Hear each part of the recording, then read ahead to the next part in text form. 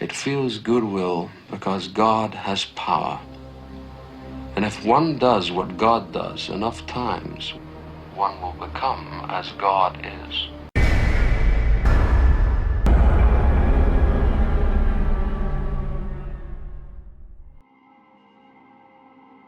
In 2002, I was 14 years old, starting freshman year.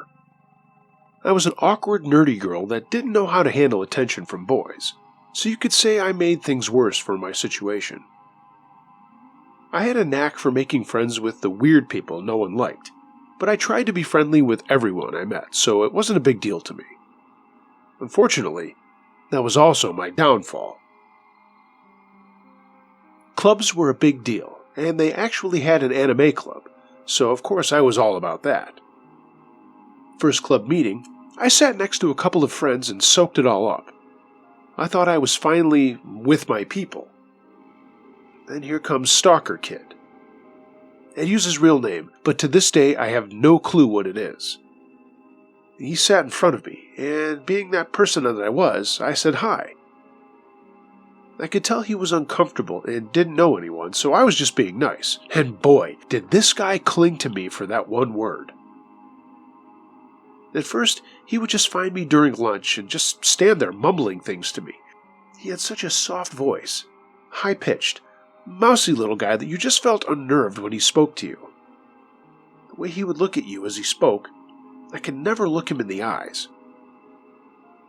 After a while, it became more asking about my personal life and what I was into, and me being dumb and naive, I tried to be friendly and chat while feeling incredibly uncomfortable. After a while, my friends and I would move to different tables, benches, even hallways to avoid him. But he always found me. After about a year of this, my best friend finally told me that if I didn't tell him to fuck off, he would. I really didn't want to be around him anymore, so sure, go ahead. So one day during lunch, here comes Stalker Kid with his signature greeting. Barely above a whisper, he says, "Hey," and my buddy just goes, "Dude, she's not interested, fuck off." Looking hurt, he shuffled away, and I was like, man, you didn't have to be so hard on him, but thanks. I didn't see him much around school after that, except for club days where he would just sit across the room and stare at me while my best friend just glared at him. Cut to me being 16 and driving. Minus the awkward club days, I didn't really notice anything from him. That is, until an old gray beat-up car started parking next to me extremely close. One day after school, he was waiting for me in that car, and he started asking me how I'd been, what about prom and all that stuff.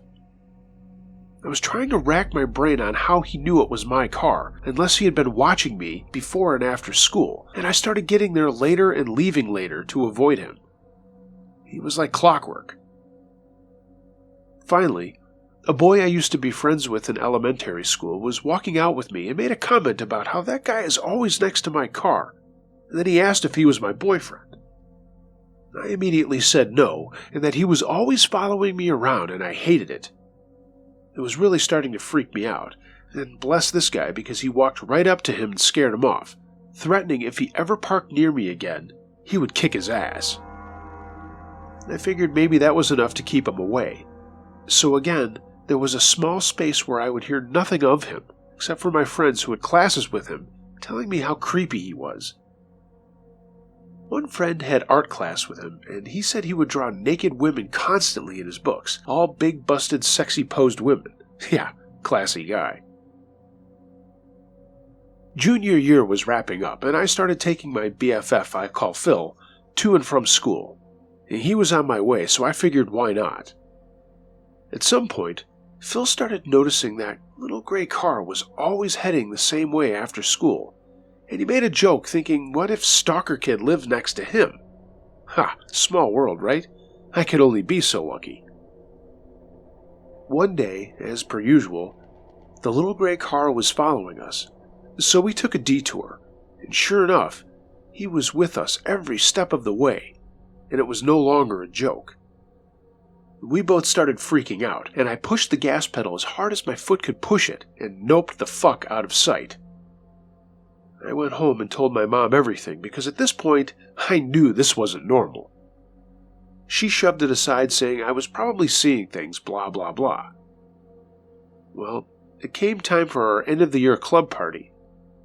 Of course, and I'll call him Stalker Kid from now on, was a senior, so I would never have to see him again.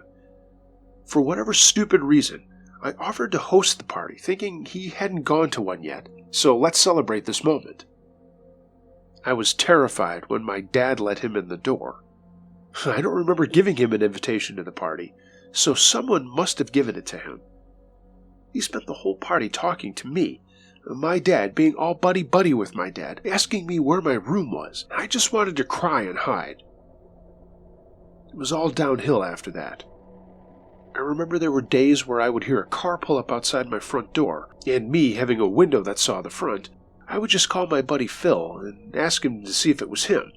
3 times in 1 month I just hid under my desk and cried on the phone with Phil. Other events from school would be him asking a girl I played softball with to the prom, only to dump her and then follow me around all night. And this included the after prom, where I never really saw him in person. Our high school had a radio/TV channel for us kids to run, and during prom they would record us going up the stairs, playing around in the gym at after prom for the parents to see their kids having fun. It took one of my friends to point it out, but it showed me playing DDR for a while against my friend Phil, and SK was standing right behind me watching for a good 5 minutes. I never knew that. And the one that still creeps me out to this day is graduation for his class. Our classes were so big, they did a day and night ceremony where all the students had to attend the day one. I was scanning the crowd to see my friends who were graduating, when I saw a hand wave as I passed by. I looked back, and of course it was SK waving at me. How he had picked me out of a crowd of thousands, I'll never know. 2006. Senior year was great. No signs of creepy SK to the point where I kind of forgot about him. I graduated. I chose a college in town and got a job at a local retail store and just moved on.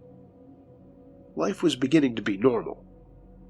I worked in the gaming department, so you get the weird randos once in a while. And one that I saw a lot was this little Mexican guy with glasses, and this is important, I swear. He never purchased anything, but would just walk around from time to time. Then, this motherfucker SK comes strolling in the doors and walks into gaming and just talks. I ask how he knew I worked there. He says his friend saw me and knew we were friends. I tried to radio for help over and over for someone to come get him and get him out, and finally, a big guy from computers walked by and asked for my help in the back. Once he pulled me to safety, I told him everything. From that point, security was aware and was told to watch out for this guy. Of course, he wasn't doing anything physical, so all they could do for me was to just watch out for him. Every time he came in, they would walkie me, and I would dip back to the warehouse. I started seeing his friend, who I'll call Ninja Friend, constantly, and all he ever did was walk around while he was on his phone. I began to suspect he was texting SK to tell him that I was at work, because sure enough, 10 minutes later, he would come in too. I tested my theory and started walking randomly around the store, and at one point, a friend who worked register asked why I would do this. So I had her take a walk with me out on her break, and I told her that this NF would always follow us everywhere, even just going down a random aisle. Sure enough, he did, and she began freaking out too. A few minutes later, I told her my stalker would walk through the doors, and sure enough, I'm making my way to the warehouse, and out steps Ninja Friend from an aisle and says, "She's right here!" I just stared at him like, who the hell do you think you are? SK walks up behind me and asks why I'm always running away from him. And, oh, he lost my number, and can I give it to him again? I say, knowing damn well and good that I never gave it to him. Sure, I go to the warehouse, write, "This is where I work, don't ever come here again," and hand it to him. Glare at his friend, walkie security about him, and then sit in the warehouse and break down. Security tells me later that he also cried while they took him out, and later that day as I was leaving work, security offered to walk me to my car. This, of course, isn't the rules, but just friends caring about friends, so I say sure. SK is out by my car waiting for me, so this is where security says fuck it and calls police, which we are conveniently next to their headquarters. SK books it when he sees the car. A few years go by, nothing comes up. I buy a fancy new car and don't see him much, and I'm thinking that did the trick and I'm finally free. 2012. My buddies and I are leaving work ready to hit a night at the bar per usual, Thursday deal. We are all walking out the door, where we all have to stand and wait to hear the alarm sound to verify it's armed. As we're walking out, I hear it. That awful sound. Hey! My name. I cringe, grab my friend's arm and turn. And there he is, SK, leaning on his car, waiting. My friend recognizes him and asks him what he wants. He just wants to talk to me. He didn't even see my car, so he didn't think I worked there anymore. His other friend was sitting in the back seat of the car, just staring at me blankly, and I start to think the worst. If my friends leave me here, my gut tells me I'm not coming into work the next day. Or ever. I'm terrified that he's had years of time to think about our last encounter where I wrote my number down and then made him cry. I grab my friend's arm tighter, and my friend goes off, pretends to be my boyfriend, and rips into him. My friend is about 2 feet taller and much, much bigger, but they get into it, and I'm just standing in the parking lot. I'm a terrible person for this, but I'm sure you understand at this point, thinking, kick his ass. My friend spooks SK so bad that I'm pretty sure he pissed himself before getting in his car and booking it. And ever since, if he comes into the store, my friend stares him down from his office and he leaves. He's never bought anything in all these years. Years later, I've moved on, gotten married, and I've moved out of town. Recently, though, we moved back to start a business, and to this day, I still feel myself looking behind me at stores, just in case I randomly bump into him. It caused me to have anxiety, mental and emotional pain, fear, and trust issues for a decade. Even after moving on, I still feel the effects today, and I never even knew his name.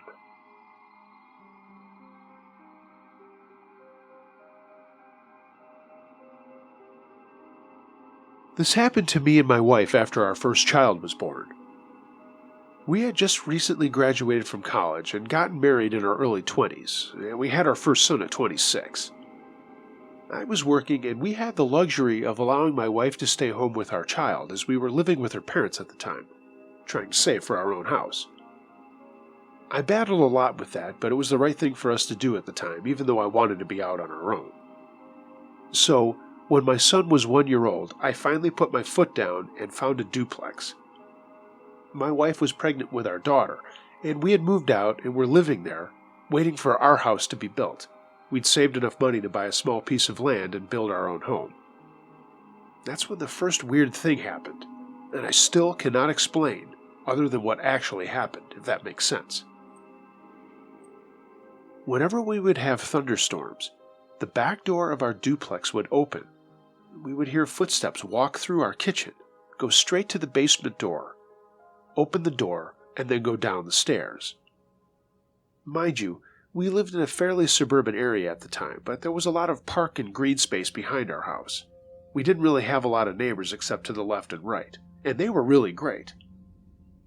The next door portion of the duplex was actually empty at the time, as the man and woman who had lived there had recently moved out.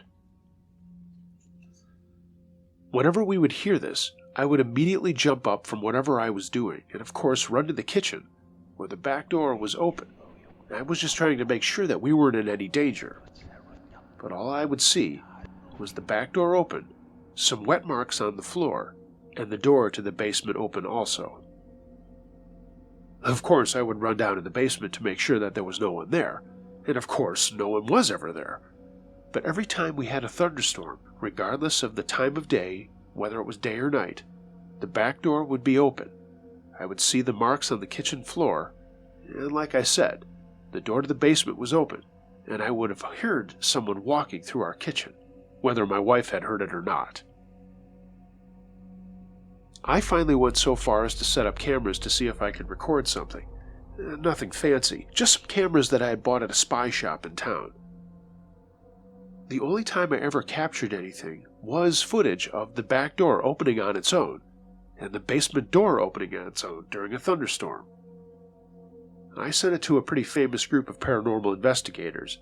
They said they wanted to feature me on a future television episode, but they stopped their broadcasting or whatever, and nothing ever came of it. I did send it to some other folks, but some of them just said it had to have been something with the wind and that they didn't feel it was paranormal. I laugh at that. I'm a skeptical person, but when you watch a closed door open on its own, and then another door open on its own, it's a little messed up. So, after our house was built, we moved out of the duplex and into the new place.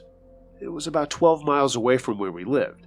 It was much more rural, and that was by design. I like living out where there's not lots of people. After a couple of months that we had lived there, we had another thunderstorm, and our sliding glass door to our deck opened on its own. I heard footsteps walking through the dining room, down a short hallway to our basement door, and the door opened. This happened more than once, and my wife was way more beyond okay with what was happening. She could hear it too, and was worried for the safety of us and our kids. The last time it happened, it was probably 9:30 at night. Our daughter had just been born and was maybe 2 months old. She had just woken up and my wife was feeding her, and we had a storm. I heard the sliding glass door open on its own. It had been locked. But I immediately ran into the dining room and said, "Enough is enough. Stop. I don't know who you are or what you are, but you're not welcome here. Stop coming into our home." I also remember meekly saying something about not hurting our children, so much for being a huge tough guy. After I said that, it never happened again. I have no idea how any of that happened, or why it happened, or what forces may have been behind it. Perhaps it was something that was just protecting us and I took it the wrong way. My children are now in their teens and have no recollection of any of this, but my wife does, and every once in a while when there's a thunderstorm, she'll bring it up. I just say it doesn't matter. It stopped.